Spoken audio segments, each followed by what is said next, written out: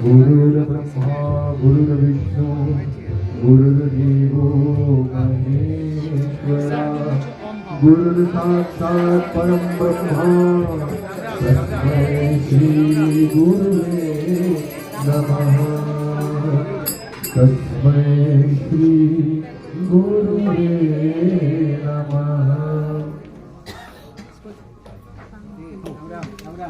मंगल हो राम राम जय श्री राम जय श्री राम जय श्री राम जय श्री राम जय श्री राम जय श्री राम राम राम बिटिया। हाँ मंगल मंगल। तो आप लोग हर समय सरप्राइज देते हैं।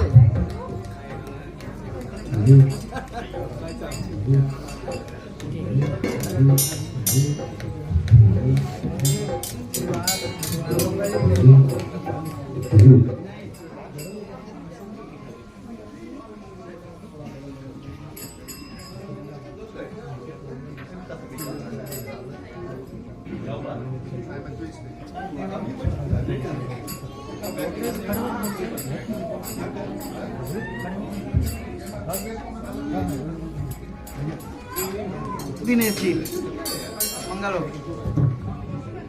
आपने अच्छी तैयारी की है। एक बार बोलो श्री रामचंद्र भगवान की जय। गुरु जी आपको बहुत बहुत स्वागत है। हम जैसे प्रोग्राम आप सबको बहुत धन्यवाद कि आप लोग इतना अपने कीमती समय छोड़ करके आए हैं इस राम भगवान के जो अयोध्या में प्रवेश हुआ उसके उपलक्ष्य में। और गुरु उसके साथ भी आज गुरु जी भारत से आए हैं, श्री राम के आशीर्वाद लेकर आए हैं। उसके बारे में गुरु जी भी खुद बोलेंगे कुछ, इसीलिए हम गुरु जी के मिक्रोफोन देते वो कुछ बोलेंगे। एक बार बोलो श्री रामचंद्र भगवान की जय। बोलिए श्याम रामचंद्र भगवान की जय। भारत माता की जय। पहले तो आप सबको बहुत बहुत बधाई है कि आज भगवान विराजमान हो गए अयोध्या में। ये 500 बरस की लड़ाई है, एक दो दिन की नहीं, 500 बरस की लड़ाई है। और 76 बार युद्ध हुआ, 70 सेशन से तक के, जिसमें कम से कम 6 लाख लोगों ने अपना बलिदान दिया, तब जाकर के समझा। किसने मारा? किसने मारा? लंबी कहानी है। मीर बाकी, बाबर, औरंगजेब, अकबर, शाहजहां, जिसका भी आप नाम लेंगे उसने मारा है। कांग्रेस और एक समय मारते समय तो मैं तो वहां था, और अभी फ्लाइट में बैठा था, मुझे बार बार आंख में आंसू आ रहे थे। आप सोचिए, आप नौजवानों को तैयार करिए, अयोध्या तक ले जाइए, और आपको अपने हाथ से उनकी लाश उठानी पड़े जिसको आप ले गए हो। वो कितनी बड़ी पीड़ा होती थी, रोज मन में रहता था मेरे कि मैं लोगों को ले गया और गोलियां चली, हमारे साथी मर गए, मैं जिंदा वापस आ गया। मैं इस लड़ाई में 82 से लगा हूं। मेरे घर से 300 किलोमीटर अयोध्या है। मैं आपको सच बताता हूँ, मेरे पास पैसे नहीं रहते थे अयोध्या जाने के लिए, मैं साइकिल से जाता था उस समय।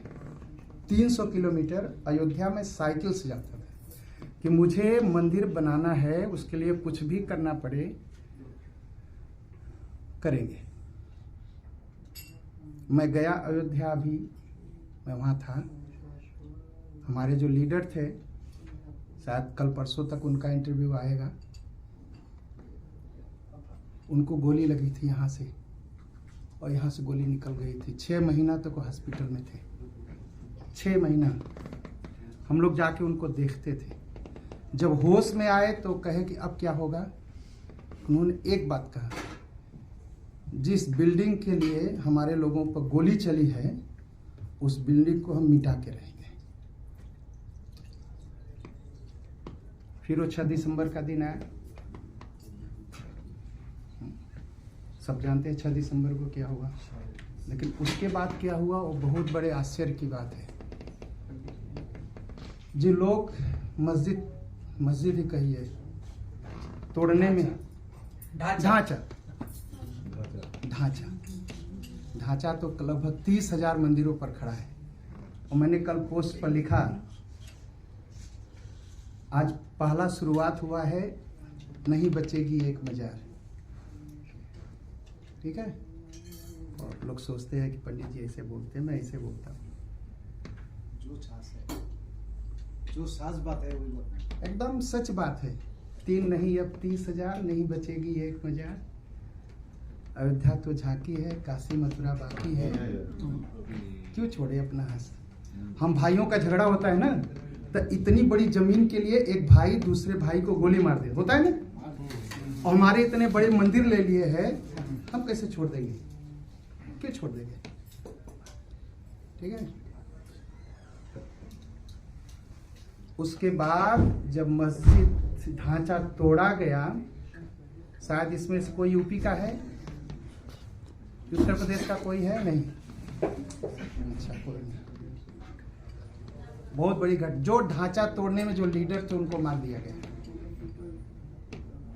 किसने मारा आज तक पता नहीं चला। जिसमें बड़े लीडर थे, ब्रह्मदत्त द्विवेदी एमपी थे बीजेपी के। बहुत सारी घटनाएं हुई। वो सारा कुछ सोच के फ्लाइट में आंसू आ रहे थे कि मुझे लगता था कि वो आत्मा भटकती होगी कहीं, जो बेचारे मरे हैं। आज उनकी आत्मा को शांति मिली होगी। आज उनकी आत्मा को शांति मिली होगी। और जो वो घटना नहीं जानते, अभी फिल्म में देख सकते हैं। जो लोग मारे गए, जब गोली चली, उनकी लाश को शांत भरा गया। क्या कहते, साका कहते, गोली में। फिर उसमें लाश को बांध के सरजूम फेंकवा दिया गया, पत्थर बांध करके। और जब हालात ये थी उस दिन की, जब गोलियां चल रही थी पुलिस के पास, जब गोली खत्म हो गई तो बंदूक को उल्टा कर लिया, जो बट होता है बट से मारती थी। और भी एक आश्चर्य है, किसी ने एक पत्थर नहीं मारा पुलिस को। हम राम जी के भक्त हैं, हम किसको मारेंगे, हम नहीं मारेंगे, मारो। वो सारा कुछ फिल्म आपको मिल जाएगा, इंटरनेट पर आप देख सकते हैं। लेकिन मैं गवाह रहा हूँ, इसलिए बहुत पीड़ा थी। आज शांति मिल गई।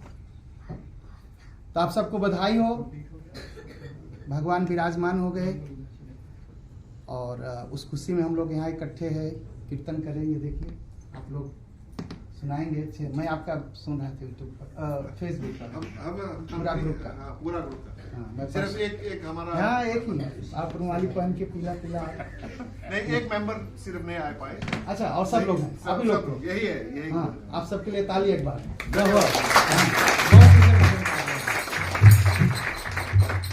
और दूसरी बधाई है कि वहाँ एक फिल्म चल रही है, लोग दिखा रहे हैं, निषाद जी साहब, कि क्या हो रहा है। आप लोग जो कार्य करते हैं यहाँ पर,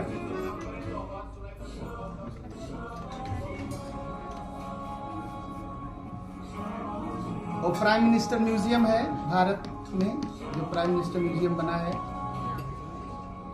भारत से बाहर मतलब यूरोप में हाँ, एक बार देख लो, शायद 1 मिनट की फिल्म, 1 मिनट की है ना, 2 मिनट की फिल्म है। हाँ,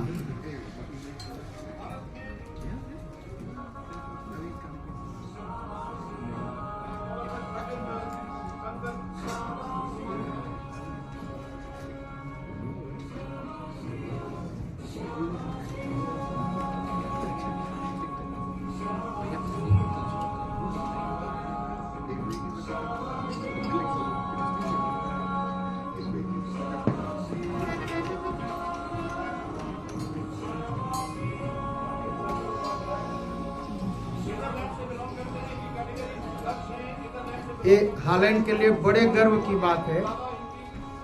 ये अवार्ड क्यों मिला है मुझे बताना है आपको। ये केवल मेरे लिए नहीं है,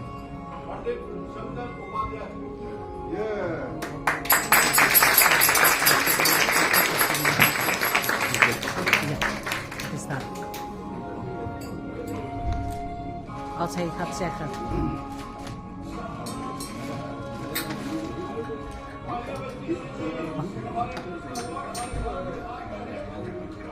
वहाँ भारत सरकार के ढेर सारे एमपी मंत्री बैठे हैं।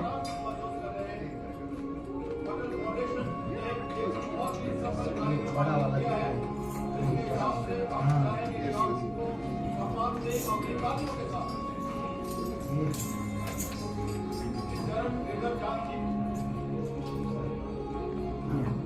ये है। अटल जी का जन्मदिन होता है 25 दिसंबर को, तो भारत सरकार ने पुरस्कार देना शुरू किया है। भारत से बाहर जो लोग सबसे ज्यादा सामाजिक कार्य करते हैं और सनातन धर्म के अनुसार परंपरा में रह के काम करते हैं, उसके लिए वो पहला अवार्ड भारत सरकार ने दिया है। और तो वही कार्यक्रम था ये पूरा। ये मेरा नहीं, ये पंडित जी के मेरा भी नहीं है, ये आप सबका है। ये मेरा नहीं है, ये आप सबका है कि हालैंड में सबसे ज्यादा सामाजिक कार्य होता है पूरे यूरोप में, इसलिए मिला है। केवल मेरे नाम से नहीं मिला है, हालैंड में सबसे ज्यादा सनातन धर्म का काम होता है पूरे यूरोप में, यह इसलिए मिला है।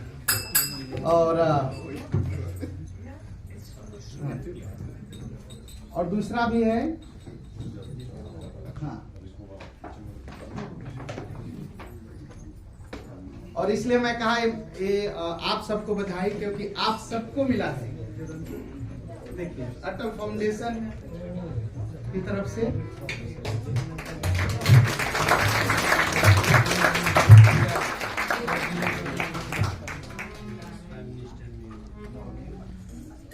और एक दूसरा देखिए इस पर लिखा हुआ है इंटरनेशनल अटल अवार्ड, इन्होंने पूरा तो इसलिए आप सबको बधाई हो।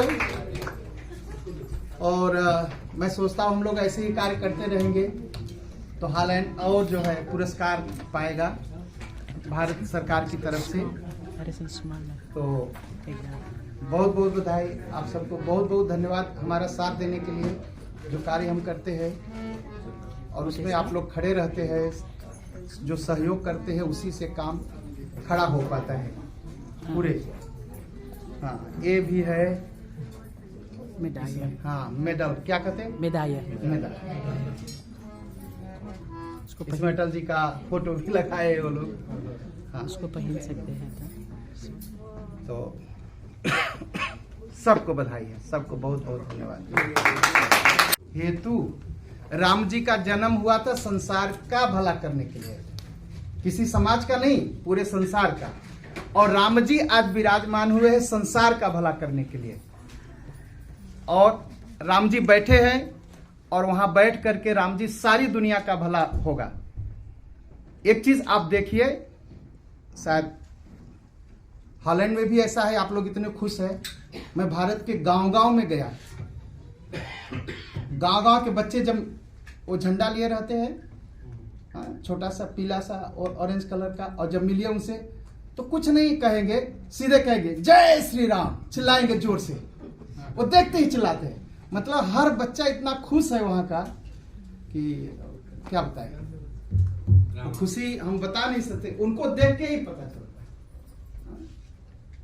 और अयोध्या में 1939 तक से देखता हूँ, तब से मैं जाता हूँ।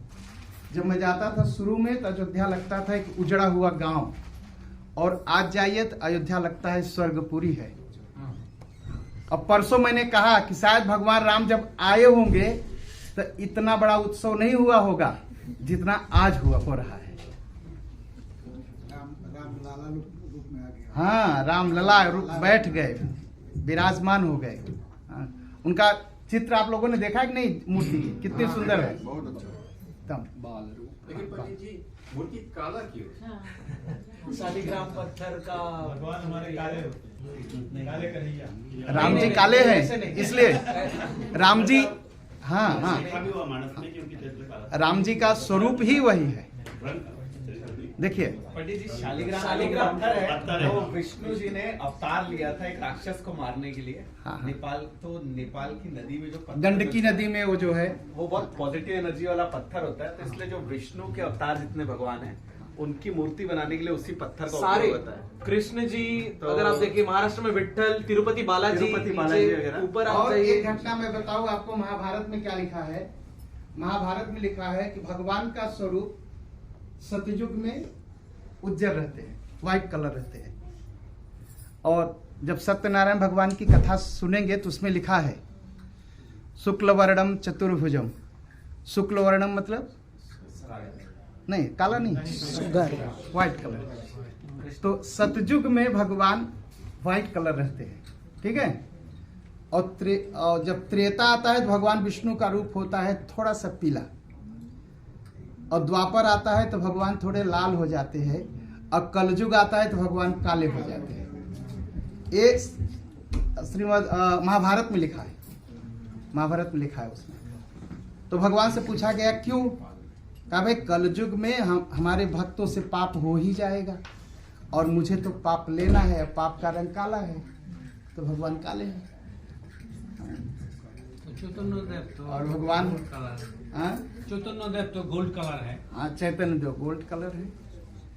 तो जो भगवान के अवतार है राम, कृष्ण और विष्णु, आप देखेंगे तो काले रंग के। हाँ? और बहुत से लोगों ने पूछा आप क्यों काला है? राधा ने पूछा आप तुम तो काले हो, कहा आंख में काजल लगा के देखते इसलिए काला हो गया। माता जी ने पूछा कि कन्हैया तुम काले हो, कहा तुम काली गाय का दूध पिलाती इसलिए काला हो गया। नारद जी ने पूछा आप काले हो, कहा जानते हो क्यों काला हो? मैं भक्तों का पाप खाता हूं इसलिए काला हूं। ये श्रीमद् भागवत में लिखा।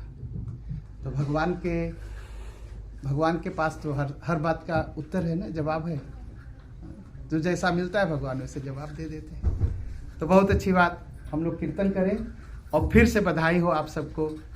और एक संकल्प लें कि आज हम अयोध्या में भगवान श्री राम को विराजमान किए हैं। समय आए कि ज्ञानवापी में भी शंकर भगवान प्रकट हो और मथुरा में कृष्ण भगवान प्रकट हो। हाँ, और ये आएगा, ठीक है। अगर नहीं आएगा तो क्या होगा?